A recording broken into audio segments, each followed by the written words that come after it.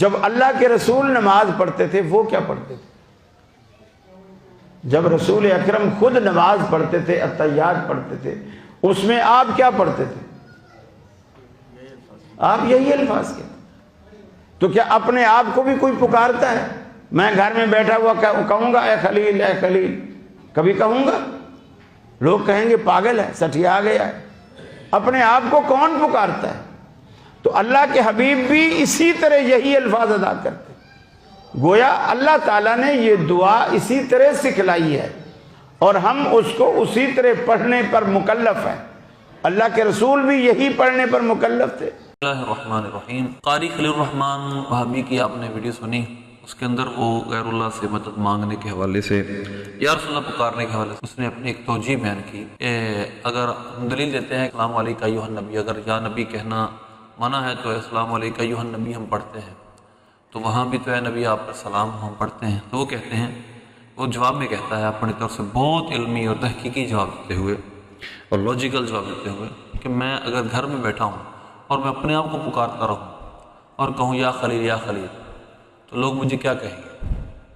تو اسی طرح حضور صلی اللہ علیہ وسلم جب نماز پڑھتے تھے السلام علیکم ایھا النبی آپ نہیں پڑھتے تھے. مطلب اس دلیل سے وہ یہ بات عقلی بات سے ثابت کر رہا ہے کہ ہم جب السلام علیکم ایھا النبی پڑھتے ہیں اس کی کوئی معنویت نہیں ہوتی. مطلب جو اس میں بیان ہو رہا ہے ہمارا اس بیان سے کوئی تعلق نہیں ہوتا، ہم بس ایک رسم پوری کر رہے ہیں السلام علیکم ایھا النبی پڑھ کے بس. یہ ہمیں دلیل کے طور پہ پیش کر رہا ہے کہ السلام علیکم ایھا النبی یا نبی کہنے پہ دلیل نہیں ہو سکتی. کیوں نہیں ہو سکتی؟ ہم بتاتے ہیں کیسے ہو سکتی ہے اور کیوں آپ کہہ رہے نہیں ہو سکتی. کیونکہ آپ کے نزدیک کیونکہ یا نبی کہنا شرک ہے، یا ندا سے پکارنا شرک ہے غیب میں، لہذا آپ نے تو اس کی جوابات ڈھونڈنے ہیں، جبکہ کتاب میں تو لکھا ہے کہ السلام علیکم ایھا النبی. دیکھیے نبی پاک صلی اللہ علیہ وسلم کون سا تشہد پڑھتے تھے. اب یہ مجھے سے کم علم کو تو نہیں پتا کہ آپ تشہد میں کون سے لفظ پڑھتے ہیں، تشہد میں آپ کیا پڑھتے تھے، لیکن ہمیں جو حدیثوں میں پتہ چلا ہے کہ یہ جو ہم سلام پڑھتے ہیں یہ معنویت کے ساتھ پڑھتے ہیں، یعنی ہمیں اس کا معنی مفہوم دماغ میں ہوتا ہے تو ہم پڑھتے ہیں. اس کو چاہیے تھا یہ بخاری مسلم کے رٹ لگانے والے بخاری سے اس کی یا کسی اور کتاب سے اس کی توجیہ پیش کرتے کہ یہ سلام کیوں پڑھا جاتا ہے. دیکھیے یہ اس بخاری شریف کے جس نمبر 6357 یہ دیکھیے اس حدیث کے نمبر میں آپ ذرا غور کیجئے گا کہ میں کہتا ہوں کہ جب ہم سلام پڑھتے ہیں تو ہم کوئی رسم پوری نہیں کر رہے ہوتے کہ حدیث میں آ گیا ہے بس ہمیں رسم پوری کرنے پڑی، ایسا نہیں ہے، بلکہ اس کی معنویت ہے کہ ہم نبی پاک صلی اللہ علیہ وسلم کو سلام عرض کرتے ہیں مخاطب کر کے. اس طرح یہ میں حدیث آپ کے سامنے پیش کی، اس کو دیکھیے. صحابی کہتے ہیں خارج علینا، نبی پاک صلی اللہ علیہ وسلم ہم پر تشریف لائے، فقولنا یا رسول اللہ، ہم نے عرض کی یا رسول اللہ قد علمنا کیف نسلم علیک، ہمیں یہ پتہ چل گیا ہے کہ آپ پر سلام کیسے بھیجنا ہے. کیف نسلم علیک یہ حدیث ہے، یہ کوئی قیاس نہیں ہے جس طرح خلیل الرحمن قیاس کر رہا ہے، یہ قیاس نہیں، یہ صراحتاً حدیث ہے. حدیث میں اس کی علت بیان کی کرتی گئی، سمجھ لیں کہ ہم کس طرح سلام آپ پر پیش کریں، ہمیں یہ تو پتہ چل چکا ہے. فَكَيْفَ نُصَلِّ عَلَيْكَ، آپ یہ بتا دیجیے ہم آپ پر درود کیسے بھیجیں.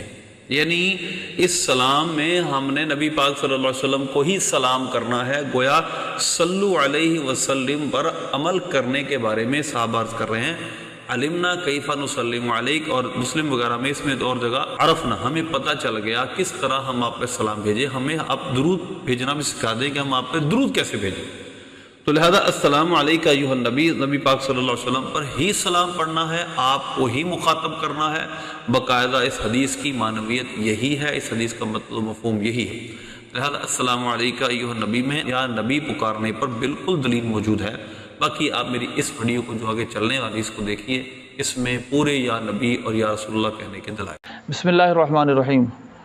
یا رسول اللہ یا کسی بھی غیر کو جو اللہ کے علاوہ ہیں ان کو یا سے پکارنا دور سے یا قریب سے ہمارے اہل سنت کے نزدیک یہ شرک نہیں ہے، اور بعض لوگ اس کو شرک کہتے ہیں، کفر کے فتوے دیتے ہیں. انشاءاللہ میں آپ کے سامنے دلائل کے ساتھ یہ بات کروں گا کہ یا رسول اللہ یا کسی بھی ایسی ہستی کو جو اللہ کے نیک بندے ہوں ان کو مدد کے لیے یا پکارنا یا ان کو ویسے پکارنا یہ شرک نہیں.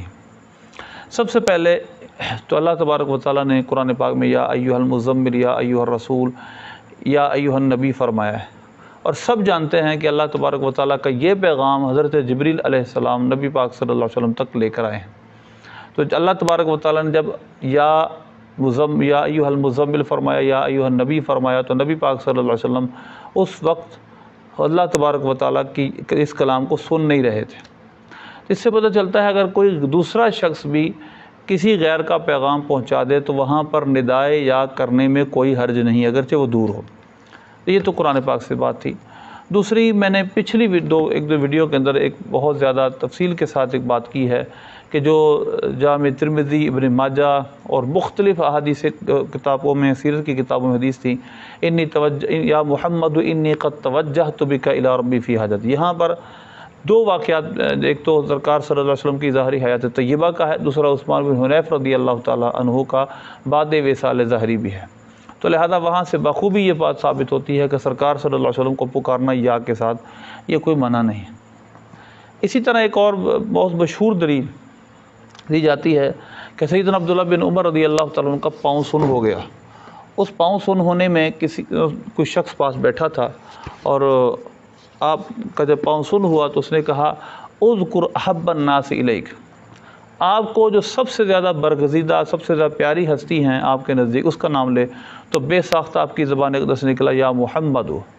اس کے کیا حوالہ جات ہیں؟ یہ میرے سامنے الادب المفرد ہے، امام بخاری رحمۃ اللہ علیہ نے ادب کے موضوع پر الگ سے کتاب باندھی ہے، اور اس کا حاشیہ جو جس نے لکھا، بڑا اس نے اپنے اس علمی ذوق کو بیان کیا جو امام بخاری کی اس حدیث پر اعتراض کیا۔ اس نے حاشا صحابی و جلیل عبداللہ بن عمر ان یستغیث بغیر اللہ عز و جل، حاشا اللہ کی پناہ ہے کہ صحابی کسی غیر اللہ سے مدد مانگے، فإن الاستغاثہ بغیر اللہ تعالی من امر الجاہلین نعوذ باللہ من ذلک۔ اس نے کہا کہ غیر اللہ سے استغاثہ کرنا یہ جاہلین کا عمل ہے۔ اب یہ بتاؤ، یہ جاہلین آپ ہیں یا کون ہے کہ آپ حدیث کے مقابل اپنی رائے بیان کر رہے ہیں؟ آپ کو یہ چاہیے تھا حدیث کے مطابق اپنی رائے تبدیل کرتے، اور آپ نے اپنی رائے تبدیل کرنے کی بجائے اس حدیث کے اندر ہی تعویل اور اس حدیث کو ہی آپ نے معاذ اللہ جھوٹا ثابت کرنے کی کوشش کر دی، بغیر کسی جرا کے، بغیر کسی چیز کے آپ نے کہہ دیا حاشا صحابی الجلیل عبداللہ بن عمر ان یستغیث بغیر اللہ۔ آپ کو یہ چاہیے تھا کہ اس کو تلاش کرتے، انہوں نے غیر اللہ سے مدد مانگی ہے تو ہم غیر اللہ سے مدد مانگنے کی دو صورتیں پھر بیان کر دیں، یا تو ہم غیر اللہ کو مدد حقیقی سمجھیں اس کی، یا مدد مجازی سمجھیں۔ مدد حقیقی استغاثہ حقیقی سمجھیں تو یہ تو کفر ہے غیر اللہ سے، لیکن استغاثہ مجازی سمجھیں، اللہ کی طرف سے عطا کردہ طاقت سے وہ کریں گے، اس میں کیا حرج ہے؟ آپ کو تو یہ بات کرنی چاہیے تھی، لیکن آپ، جیسے میں نے پہلے کئی کلپوں میں یہ بات کی ہے کہ یہ وہابیہ زمانہ یہ بدعتی گروہ ہیں، دراصل یہ بدعتی گروہ ہیں، دراصل یہ گمراہ فرقے ہیں، یہ وہ لوگ ہیں جنہوں نے اسلام کے اندر نئے نئے رخنے ڈالے ہیں، حدیث کے مقابل اپنے خیالات کو کھڑا کیا ہے۔ تو لہٰذا یہ امام بخاری رحمۃ اللہ علیہ نے ادب لکھا ہے کہ کوئی شخص کیا کہے جب اس کا پاؤں سن ہو جائے، یعنی پاؤں سن ہو جائے تو وہ کیا کہے، یہ امام بخاری نے باب باندھا ہے۔ اس میں آپ سکھا رہے ہیں، ادب سکھا رہے ہیں کہ جب کسی کا پاؤں سن ہو جائے وہ کیا کرے۔ دوسرا حوالہ اسی کا یہ ہے میرے سامنے، شفا شریف، قاضی ایاز مالکی رحمۃ اللہ علیہ کی مشہور زمانہ کتاب۔ اس میں آپ نے صراحتاً لکھا ہے روی ان عبداللہ بن عمر خدرت رجلہ فقیل له اذکر احب الناس الیک یزر عنک فصاح یا محمد فانتشرت۔ جب ان کو کسی نے کہا کہ ان کا جب پاؤں سن ہوا کہ آپ جو آپ کو سب سے زیادہ پیاری ہستی ہیں اس کا نام لیں، انہوں نے کہا یا محمد تو ان کا پاؤں ٹھیک ہو گیا۔ یہ دو حوالے ہوئے۔ تیسرا حوالہ قول البدی کا ہے۔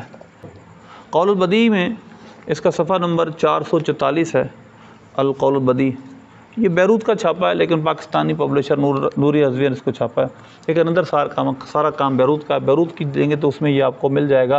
صراحتاً یہ واقعہ لکھا ہے، کنیت الحیثم کہتے ہیں کنا عند ابن عمر رضی اللہ عنہما فخادرت رجلہ فقال رجل اذکر احب الناس الیک فقال یا محمد صلی اللہ علیہ وسلم فکانما نشط من عقال۔ دو واقع ابن بشکال کا اور دوسرا واقع بخاری کا فی الادب المفرد من طریق عبد الرحمن ابن سعد، یعنی دو اس کے طریق ہیں، اور ابن سنی کا تیسرا طریق ہے من طریق مجاہدین، یعنی تین طریق سے، تین رستوں سے یہ حدیث آئی ہے۔ اور ابن سنی یعنی العمل یوم واللیل کے اندر بھی حدیث ہے۔ دو طریقے اس کے ابن بشکال کا، اور ایک طریقہ ہے یعنی ایک جو سند ہے وہ مجاہد سے ہے۔ تین سندوں سے یہ حدیث علامہ سخاوی رحمۃ اللہ علیہ جو کہ بہت بڑے محدث ہیں، مقاصد حسنہ کے مصنف ہیں، اور یہ اس کا حوالہ بہت شوق سے دیتے ہیں، کیونکہ وہاں پر انگوٹھے چومنے کے حوالے سے ایسا کلام ہے جو اپنی فیور میں سمجھتے ہیں، حالانکہ ایسا نہیں۔ انشاءاللہ اس میں ایک کلپ بناؤں گا۔ تو یہ تین حوالے اس حوالے سے ہوئے۔ اس کے بعد ایک اور حوالہ البدایہ والنہایہ کا ہے اس حوالے سے کہ البدایہ والنہایہ کے اندر صراحتاً یا محمدہ کی صدا صحابہ لگاتے تھے۔ یہ البدایہ والنہایہ کی دوسری جلد ہے، یہ دوسری جلد ہے، اس کا صفحہ نمبر 1319 ہے۔ جب جنگ یمامہ ہو رہی تھی، یعنی مسلمہ کذاب کے خلاف جنگ ہو رہی تھی، ابن عامر اور زید کہتے ہیں کہ ثم نادا بشعار المسلمین، انہوں نے پھر مسلمانوں کے شعار کے ساتھ ندا دی۔ اب مسلمانوں کا شعار مطلب مسلمانوں کی نشانی، سائن آف مسلم کیا تھا اس دن؟ کان شعارہم یومئذ یا محمداہ، اس دن مسلمانوں کا شعار مسلمہ کذاب کے خلاف لڑتے ہوئے مدینہ شریف سے باہر نبی پاک صلی اللہ علیہ وسلم کی وصال ظاہری کے بعد ان کا شعار تھا یا محمداہ، یعنی اس دن ان کا طریقہ تھا یا محمداہ مسلمانوں کا۔ تو یہ البدایہ والنہایہ میں بھی ندائے یا محمد یا رسول اللہ، یعنی یا رسول اللہ کہنا چاہیے۔ چوتھی حدیث عینون، اسی طرح جو خدرت رجل، اس پر ایک اور حوالہ میں آپ کے سامنے دے دوں۔ یہ میرے سامنے ہے الکلم الطیب۔ یہ کلم الطیب کس کی ہے؟ نام بالکل اس پر واضح لکھا ہے، شیخ الاسلام ابو العباس تقی الدین احمد بن حلیم ابن تیمیہ، یعنی یہ ان کے شیخ الاسلام ہیں وہابیہ کے ابن تیمیہ۔ اس میں صراحتاً ایک باب باندھا ہے انہوں نے، اور باب بھی یہی ہے، ابن تیمیہ کے یہ وظائف ہیں، وہ وظائف سکھا رہا ہے کہ ہمیں اس وقت کون سا وظیفہ کرنا چاہیے۔ پھر رجل اذا قادرت، جب پاؤں سن ہو جائے تو کیا کیا جائے۔ دو واقعات، ایک عبداللہ بن عباس کا اور ایک سیدنا عبداللہ بن عمر کا انہوں نے بیان کیا۔ واقعہ یہ ہے، ایک شخص حضرت سیدنا عبداللہ بن عمر حیثم بن حنش، دو طریق میں سے ایک طریق یہاں بیان کریں گے حیثم بن حنش کا۔ کنا عند عبداللہ بن عمر، یہ عبداللہ بن عمر کا واقعہ بیان کرتے رضی اللہ عنہما، فقادرت رجلہ، ان کا پاؤں سن ہوا، فقال له رجل اذکر احب الناس الیک فقال یا محمد فکانما نشط من عقال، گویا بالکل وہ ان کا پاؤں درست ہو گیا۔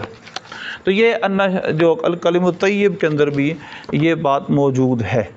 تو اللہ کے فضل سے یہ دوسری روایت بھی جو میں نے اس حوالے سے بیان کی ہے، وہ تین روایتیں ہم بیان کر چکے ہیں۔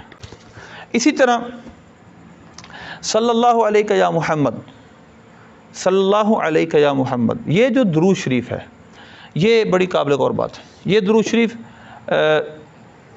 شریف القول البدیع میں بھی ہے صلی اللہ علیہ یا محمد، اسی طرح یہی درود شریف القول البدیع میں اور یہ سعادت الدارین میں، یہ علامہ یوسف نبہانی رحمۃ اللہ، ان دونوں کتابوں میں یہ درود شریف موجود ہے صلی اللہ علیہ یا محمد، یہ دونوں جگہ موجود۔ اور اس کے ساتھ ساتھ چلیں یہ دو کتابوں کے ساتھ تیسرا حوالہ میں دیتا ہوں فضائل اعمال کا۔ فضائل اعمال جو کہ دیوبندیوں کی نصابی کتاب ہے تبلیغی جماعت کی، اس کا صفحہ نمبر 782 ہے، اور مطبوعہ یہ ادارہ اسلامیات ہے۔ دیکھیں حضرت شیخ شبلی رحمۃ اللہ علیہ کا پورا واقعہ لکھا ہے درود شریف پڑھنے کا۔ وہ فجر کے بعد ایک مخصوص وظیفہ پڑھتے تھے، اور نبی پاک صلی اللہ علیہ وسلم نے کسی اور کے خواب میں آ کر ان کی فضیلت کو بیان فرمایا۔ اب غیبت میں، یہ سب غیبت میں ہو رہا ہے۔ اب دیکھیں لقد جاءکم رسول من انفسکم پڑھتا ہے، اس کے بعد 3 مرتبہ صلی اللہ علیہ یا محمد، صلی اللہ علیہ یا محمد، صلی اللہ علیہ یا محمد پڑھتا ہے۔ ابو بکر کہتے ہیں کہ اس خواب کے بعد جب شبلی آئے تو میں نے ان سے پوچھا کہ نماز کے بعد آپ کا کیا درود پڑھتے ہیں؟ انہوں نے یہی بتایا۔ یہ لیں، یہ فضائل اعمال دیوبندیوں کی۔ تو یہ صلی اللہ علیہ یا محمد 3 کتابوں کے حوالے، ایک مذہبوں کی ہیں اور 2 اہل سنت کے جلیل قدر علماء کی ہیں۔ تو لہذا ہمارے نزدیک بالکل اس پہ کوئی حرج نہیں۔ چوتھا حوالہ صلی اللہ علیہ یا محمد والا درود، یہ شعب الایمان کی جلد 3 ہے اور اس کا صفحہ نمبر 1514 ہے۔ ان اللہ و ملائکتہ یصلون علی النبی، اس کی روایت نمبر 4169 ہے۔ اس میں صراحتاً یہ درود بھی موجود ہے اور باقاعدہ سے اس کے فضائل بھی ہیں، تو لہذا صلی اللہ علیہ یا محمد باقاعدہ جہاں سے چاہیں آپ درود شریف پڑھ سکتے ہیں، اس میں کوئی تخصیص نہیں ہے۔ تو لہذا غیر اللہ کو ندا کرنا، یا رسول اللہ کہنا یا کسی یا شیخ عبد القادر جیلانی کہنا، اس کو شرک کہنا، یہ احادیث کے خلاف بات ہے۔ اب کچھ حوالے میں ان کے دوں گا جو آج جن کی اولاد اس کا روحانی اولاد اس کا انکار کر رہی ہے۔ یہ ہے نشر الطیب اشرف علی تھانوی کی معروف کتاب ہے، اس کا صفحہ نمبر 201 ہے۔ صراحتاً اشعار لکھیں، الا یا رسول اللہ کنت رجاءنا، یا رسول اللہ آپ ہماری امید ہیں، آپ ہماری امید تھے، کنت بنا برا ولم تک جافیا وکنت رحیم حاضر معلما لیبقى علیک اليوم من کان باقیا۔ تو یہ صراحتاً نبی پاک صلی اللہ علیہ وسلم کو ندا کیا گیا، یا رسول اللہ کہا گیا۔ اسی طرح پھر اس کے اندر میں نے پہلے بھی ایک حوالہ دیا ہے کہ 2-3 واقعات اور بھی ہیں جن میں اتبی کا واقعہ جہاں پر ندا یا رسول اللہ موجود ہے۔ اسی طرح یعنی اشرف علی تھانوی کے ہی ایک مناجات مقبول ان کی کتاب ہے جس کے اندر ان کے وظائف موجود ہیں۔ ان وظائف میں آخری جو وظیفہ ہے بارگاہ رسالت میں ایک گناہ گار امتی کے فریاد، رسول اللہ جئتک مستعیذا، رسول اللہ جئتک مستجیرا، رسول اللہ جئتک الیک ضیفا۔ اب میں آپ کے سامنے خیانت بھی بیان کروں، یہ دیکھیں رسول اللہ، غور کرنا ہے، زبر ہے رسول اللہ پہ۔ جو نحوی ہیں ان کو پتہ ہے، جو نحو پڑھتے ہیں سیکھتے ہیں، کہ رسول اللہ زبر آ جائے تو ہمیں پیچھے نہ کوئی عامل ماننا پڑے گا ناصب۔ اگر رفع آ جائے تو یعنی پیش آ جائے تو پھر تو یہی کافی ہے کہ وہ ابتدا ہی اس کا عامل ہے۔ لیکن جب ہم نے زبر پڑھنی ہے، زیر پڑھنی ہے، اس صورت میں ہمیں پیچھے عامل محذوف ماننا پڑے گا۔ اور معنی جو ترجمہ نیچے کیا گیا ہے، اے خدا کے رسول آپ کی خدمت میں پناہ لینے کے لیے حاضر ہوں۔ اب دیکھیں کسی نے خیانت کرتے ہوئے، ان کے جامعہ اشرفیہ لاہور سے یہ چھپا ہے اور نائب محتمم نے اس کو چھاپا ہے۔ اب دیکھیں یعنی اقراء اشرفیہ جو ان کی اپنی ہی جامعہ کا ایک ادارہ ہے، اس نے چھاپا ہے رسول اللہ اے خدا کے رسول۔ اردو میں ترجمے اے موجود ہے لیکن عربی میں اے موجود نہیں، کتنی بڑی خیانت ہے۔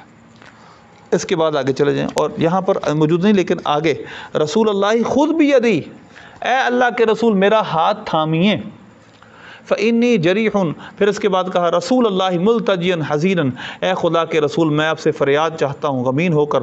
اس کے بعد آگے چلتے جائیں تو یا رسول اللہ میں صراحتاً ندا بھی آ گئی ہے، رسول اللہ فرحمنی فإنی، اے اللہ کے رسول مجھ پر رحم کیجئے۔ پھر اغثنی یا رسول اللہ، اے اللہ کے رسول میری مدد فرمائیے۔ یہ ہے حکیم الامت کن کے؟ دیوبندیوں کے، اور لکھ رہے ہیں اپنے مناجات میں اغثنی یا رسول اللہ، اے اللہ کے رسول میری مدد فرمائیے۔ اور اس کے بعد ترحم یا ابن آمنہ ترحم، اے آمنہ کے بیٹے رحم فرمائیں، رحم فرمائیں، رحم فرمائیں۔ بک استشفعت فی قلبی، پھر آخر میں نتیجہ کیا نکالا انہوں نے؟ نوٹ لکھا مذکورہ کلمات روزہ اظہر پر حاضری کے طور پر جب حاضر ہوں تو پیش کیے جائیں، اور اگر دور ہوں تو روزہ رسول کا تصور کر کے پیش کیے جائیں، جہاں سے چاہیں یہ کلمات وظیفہ پڑھ سکتے ہیں آپ۔ یہ ہے دیوبندیوں کے حکیم الامت۔ اسی طرح ایک اور حوالہ اس کا میں پیش کرتا ہوں، امداد المشتاق، اس میں الصلاۃ والسلام علیک یا رسول اللہ درود شریف لکھا ہے اور اس کے پڑھنے کا جواز تک بھی لکھا ہے۔ اللہ کی فضل سے کافی حد تک حوالے پورے ہوئے، لیکن آخری حوالہ جو اسی امداد السلوک کا ہے، اور امداد السلوک کے بعد میں کچھ اپنے بڑے بزرگوں کے حوالے دوں گا، وہ ہے حضرت عمر فاروق رضی اللہ تعالیٰ عنہ کا لشکر کو پکارنا۔ لشکر کو یعنی آپ کا لشکر کو، ساریہ حضرت ساریہ کے لشکر کو دور سے یا ساریۃ الجبل کہنا، ان کی مدد کرنا، ان کو دور سے یا سے پکارنا۔ یہ واقعہ امداد السلوک، یہ کن کی ہے؟ رشید گنگوہی نے اس کو جمع کیا ہے، یہ ان کے بہت بڑے کتب الاقطاب ہے دیوبندیوں کے۔ اس کا صفحہ نمبر 185 ہے جس پر یہ صراحتاً حضرت ساریہ کا واقعہ درج ہے۔ اس کے بعد یہ تو تھا ان کا، اب میں حضرت ساریہ کے جو واقعات ہیں ان کی کچھ تفصیل آپ کے سامنے بیان کرتا ہوں، اس کے حوالے۔ یہ ہے مشکات شریف، ملقات شرح مشکات، لیکن مشکات کے اندر ہی حضرت فاروق اعظم رضی اللہ تعالیٰ عنہ کے فضائل میں یہ روایت موجود ہے کہ ایک دفعہ حضرت امیر المؤمنین رضی اللہ تعالیٰ عنہ، یہ 20 سنہ ہجری کا واقعہ ہے کہ جب آپ نے نہاوند کی طرف لشکر بھیجا تھا، تو حضرت ساریہ اس وقت کہتے ہیں کہ ہم نے ایک ندا سنی، اور صحابہ بھی کہتے ہیں حضرت فاروق اعظم رضی اللہ تعالیٰ عنہ ممبر کے بیٹھ کے کہا تھا یا ساریۃ الجبل، اور اس وقت ہم نے پہاڑ کی طرف دیکھا، پیچھے سے لشکر آ رہا تھا، ہم نے مڑ کر اس پر حملہ کیا اور ہم فاتح ہوئے، اور یہ بات آ کر انہوں نے مدینہ شریف میں لوگوں کو بتائی بھی۔ تو حضرت عمر فاروق رضی اللہ تعالیٰ 1500 کلومیٹر کے فاصلے سے اپنے لشکر کو ندا کر رہے ہیں، دور سے ندا، غیبت سے ندا۔ اب اس واقعے کی توثیق مزید، یہ تو مشکات کی حدیث ہے۔ الاصابہ فی تمییز الصحابہ، یعنی الاصابہ ابن حجر عسقلانی رحمۃ اللہ علیہ کی ہے، اس میں حضرت ساریہ کے احوال کے اندر آپ نے یہی واقعہ لکھا ہے، اور یہ دیکھیں، یا ساریۃ الجبل رفع صوتہ فالقاہ فی ساریۃ، جب حضرت عمر نے یہ کہا تو حضرت یہ آواز اللہ نے حضرت ساریہ کے کان میں ڈال دی، فانحاز بالناس الی الجبل وقاتل عدو من جانب واحد ففتح اللہ علیہم۔ یہ ایک بہت بڑے امام، اسماء الرجال کے امام، حدیث کے بہت بڑے امام، بخاری کے سب سے بڑے شارح علامہ ابن حجر عسقلانی ہیں۔ اور اس کے بعد لکھتے ہیں وَأَخْرَجَهُ الْبَيْهَقِيُّ فِي الدَّلَائِلِ، اس کو امام بیہقی نے دلائل نبوہ میں لکھا، پھر بہت سارے اس کے حوالے ذکر کیے، لہذا یہ واقعہ کشف الخفا میں علامہ اجری نے بھی لکھا ہے، بہت سارے محدثین نے اس کو لکھا ہے، واقعی نے بھی لکھا ہے، اور اس واقعے کی کوئی بھی انہوں نے تردید بیان نہیں کی علامہ ابن حجر عسقلانی نے۔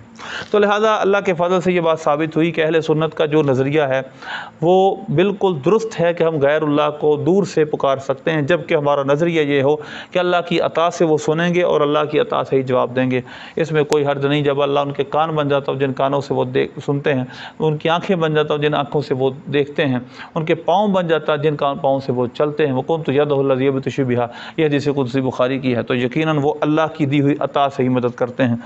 اللہ ہمیں عمل کی توفیق دے۔